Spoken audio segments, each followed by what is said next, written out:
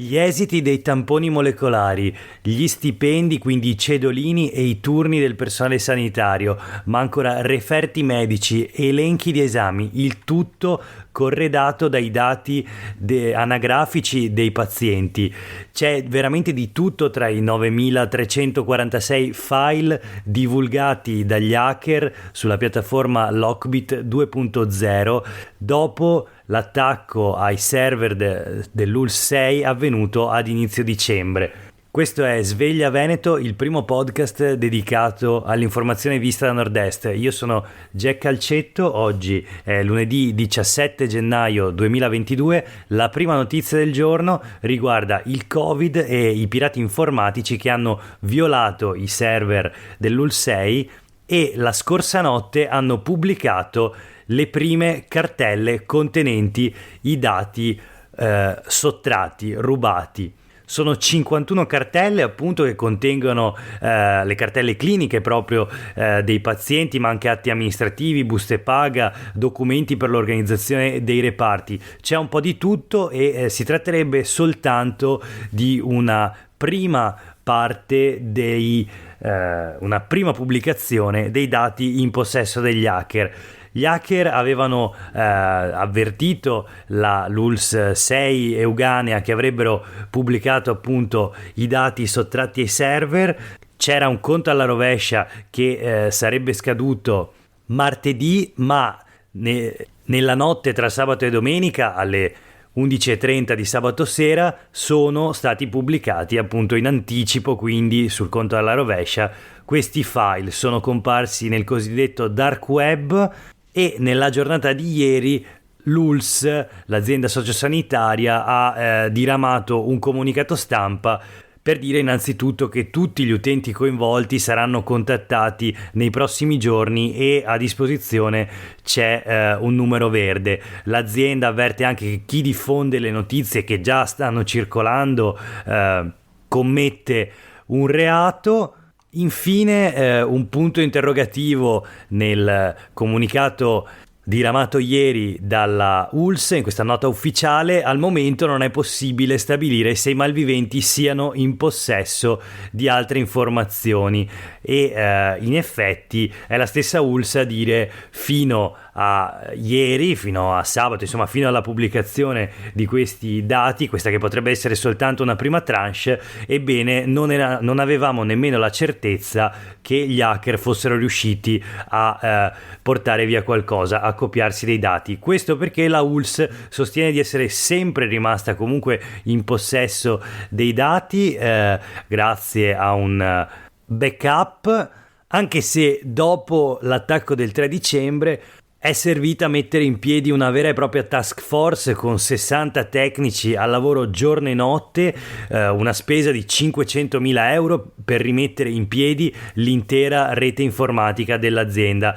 C'è voluto oltre un mese per tornare alla piena operatività e adesso appunto questa nuova tegola per la privacy dei lavoratori e dei pazienti dell'ULSS 6 che si vedono pubblicati appunto i propri dati.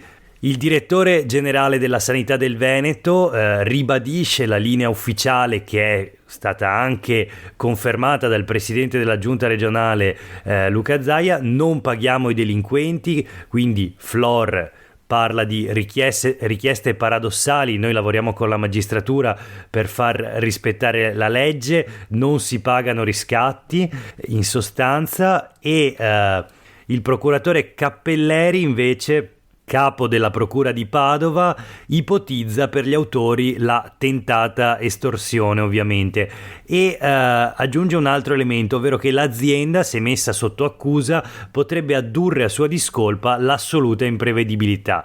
Insomma c'è anche questo aspetto, cioè quello legato alle responsabilità dell'azienda sanitaria, dell'ULSS, che ovviamente potrebbe essere chiamata a rispondere da parte di un privato che vede pubblicati i suoi dati. Quindi chi tutela i cittadini e che possibilità di rivalsa ha un padovano che venisse a conoscenza della pubblicazione delle sue cartelle cliniche? Allora Cappelleri spiega che da un punto di vista puramente teorico, se un privato pensa di far pagare all'ULSS la responsabilità, rischia di spendere preventivamente decine di migliaia di euro di consulenze legali, con il rischio di combinare veramente poco, perché l'azienda, secondo Cappelleri, avrebbe gioco facile nell'addurre l'imprevedibilità di un'azione del genere.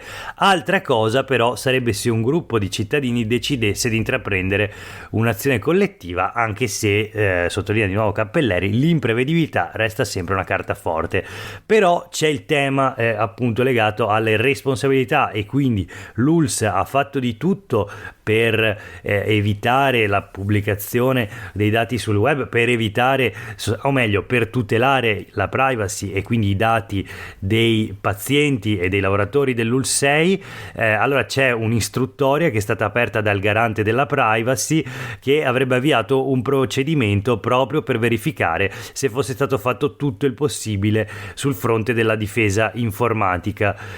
In ogni caso, che sia stato fatto tutto il possibile oppure no, siamo di fronte veramente a qualcosa di inaudito, comunque dalle dimensioni davvero enormi. La pubblicazione dei dati più sensibili che ci riguardano, ovvero quelli relativi alla nostra salute, ai nostri esami sanitari.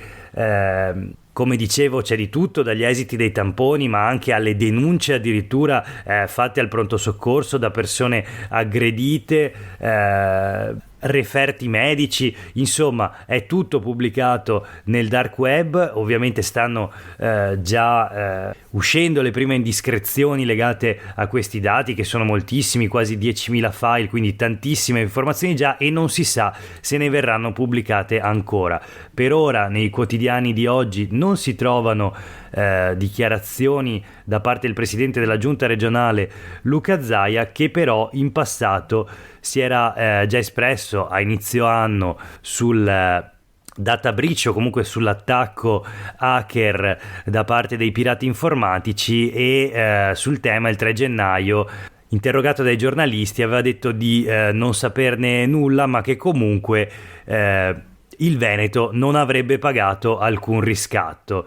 Ecco, vedremo nei prossimi giorni come proseguirà questa vicenda, perché sicuramente gli hacker hanno dimostrato che non stavano scherzando. C'è tra l'altro un'altra notizia di questo tipo: gli hacker hanno colpito anche a San Donà, non si sa ovviamente se si tratta dello stesso gruppo o di un altro gruppo. In ogni caso sono state messe online delle informazioni sugli ospiti anziani di una casa di riposo. L'amministratore delegato della casa di riposo appunto di San Donà parla di vecchi dati anche di medici in pensione, e dice che non c'era stata in questo caso nessuna richiesta di riscatto. Quindi una sorpresa, ma anche qui si brancola nel buio e ci sono per ora soltanto delle ipotesi. Si pensa che il furto dei dati sia stato compiuto molto tempo fa, almeno lo scorso anno, e non si sa nemmeno in quale parte del web queste informazioni personali e di nuovo molto sensibili siano state pubblicate.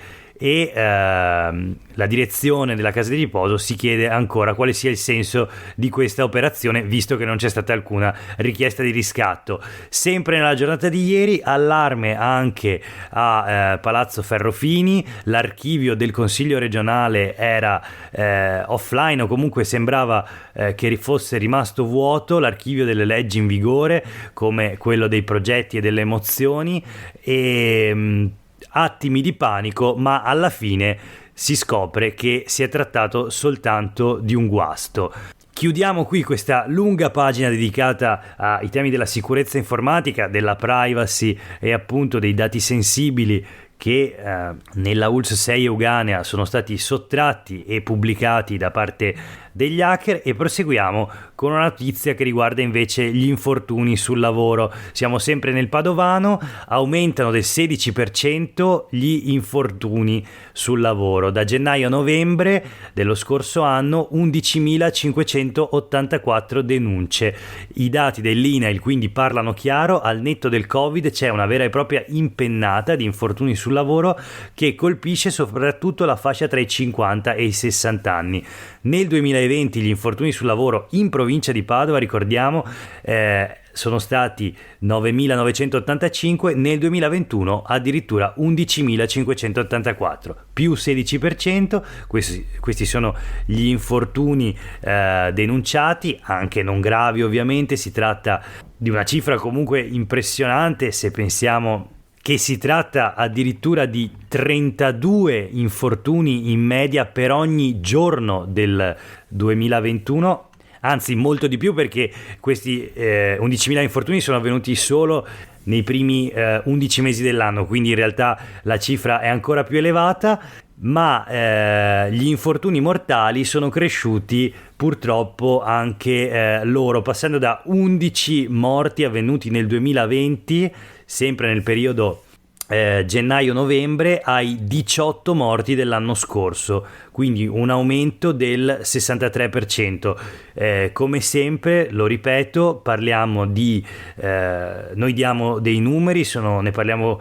in termini di cifre, di statistiche, ma queste 18 persone sono morte lo scorso anno sul luogo di lavoro, e quindi dietro questo numero 18 ci sono altrettante vite che sono finite in modo prematuro proprio durante il lavoro.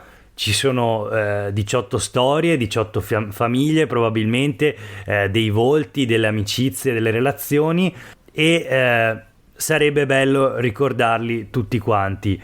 Ma proseguiamo con la statistica. Invece ci sono più vittime nel settore industriale, seguono il terziario e l'artigianato. Si tratta comunque di un trend già noto. La provincia di Padova in ogni caso non è nemmeno quella con più morti, lo stesso numero 18 c'è stato anche nella provincia di Treviso, ma ancora peggio Verona con 22 infortuni mortali durante lo scorso anno. Seguono poi Venezia con 16 infortuni mortali, Vicenza con 11, Rovigo con 7 e Belluno con 5. E quindi in Veneto lo scorso anno gli infortuni con esito mortale, così sono definiti nella statistica, sono stati 97 lo scorso anno. Insomma, continua e anzi cresce di intensità la strage nei luoghi di lavoro della nostra regione. Proseguiamo con una notizia flash. Sono oltre 10.000 le famiglie a rischio sfratto in regione. C'è chi è rimasto senza occupazione, chi in cassa integrazione non riesce più a pagare l'affitto. I sindacati degli inquilini parlano di un dramma senza pari. E c'è davvero una situazione drammatica, in quanto è stata è rimasta inascoltata la richiesta di prolungare lo stop agli sfratti insieme alla proroga dello stato di emergenza. Ricordiamo che appunto dall'inizio della pandemia Covid fino a pochi mesi fa era bloccato la possibilità di procedere agli sfratti, e però con l'ultima proroga dello stato di emergenza invece non c'è stata da parte del governo Draghi la decisione di prorogare anche questa tutela per gli inquilini, e insomma si apre quindi questa emergenza con una stima che riguarda il Veneto di oltre 12.000 famiglie che potrebbero perdere la casa in cui vivono. Sul Mattino di oggi troviamo anche il profilo degli sfrattati, delle persone che appunto vengono cacciate dalla propria abitazione.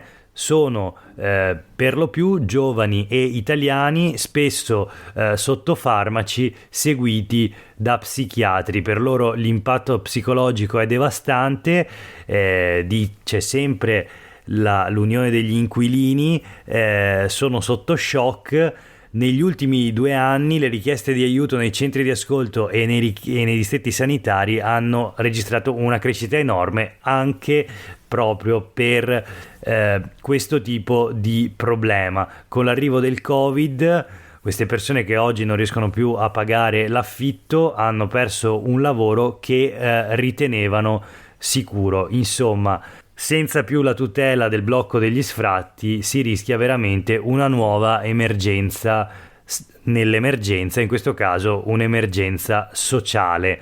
Proseguiamo con l'ultima notizia di oggi che riguarda la politica regionale, direi. La Liga Veneta compie gli anni, compie addirittura 42 anni, visto che è stata fondata il 16 gennaio 1980 e questo fa della Lega il più vecchio partito oggi rappresentato in Parlamento, una storia appunto decennale. E proprio quando soffia le sue prime 42 candeline, il partito che ora vede come leader nazionale Matteo Salvini è travolto dalle critiche, tensioni fortissime. È proprio il segretario nazionale Matteo Salvini che interviene per chiedere la cacciata di Marcello Bano. Chi è Marcello Bano? È il sindaco di Noventa Padovana, lo è da pochi mesi, a dire la verità, dopo che ha vinto le ultime elezioni amministrative appunto. E cosa ha fatto di male Marcello Bano? Ha semplicemente espresso alcune perplessità rispetto alla candidatura di Francesco Peghin a sindaco di Padova.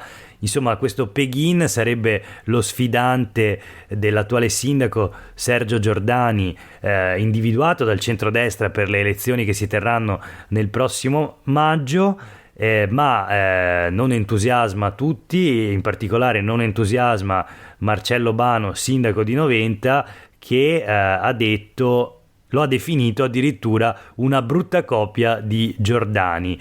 Insomma, poi cosa è successo? Che naturalmente Salvini è intervenuto per chiedere addirittura l'espulsione di questo sindaco, Marcello Bano, che si difende dicendo: ho detto delle ovvietà che pensano tutti, e promette di restare leghista anche se verrà espulso. Ma interviene sulla vicenda il commissario regionale della Lega, Alberto Stefani, peraltro anche lui un padovano e anche lui un sindaco, e dice: chi esce sui giornali contro il proprio partito lo fa per fare del male alla Lega. Perché non alzare il telefono invece di girare dichiarazioni ai giornali? Queste cose in Lega sono sempre state sanzionate pesantemente e lo saranno anche questa volta, così come concordato e con disposizione all'unanimità e rispetto all'unanimità rispetto nell'ultimo direttivo regionale. Prosegue la lunga nota che comunque riguarda non solo il caso di Marcello Bano, ma anche un'altra polemica che riguarda l'ambiguità del partito sulla questione vaccini, denunciata nei giorni scorsi dall'europarlamentare Tony Darè, trevigiano, già segretario regionale della Lega, che insomma si è espresso con toni piuttosto forti, parlando appunto di un'ambiguità sul tema vaccinale che sta mettendo a disagio ed è sempre più ingiustificabile, ora addirittura insostenibile. Insomma, ci sono parecchie tensioni all'interno della Lega Veneta, forse anche perché prosegue da tempo ormai una situazione di commissariamenti e c'è una richiesta da parte dei vari esponenti locali di nuovi congressi. Questa è la richiesta anche del capogruppo della Lega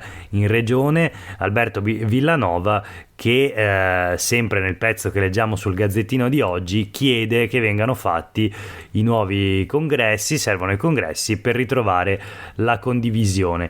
Insomma, 42 anni, ma la maturità per il partito che governa da quasi 30 anni la nostra regione è ancora forse lontana.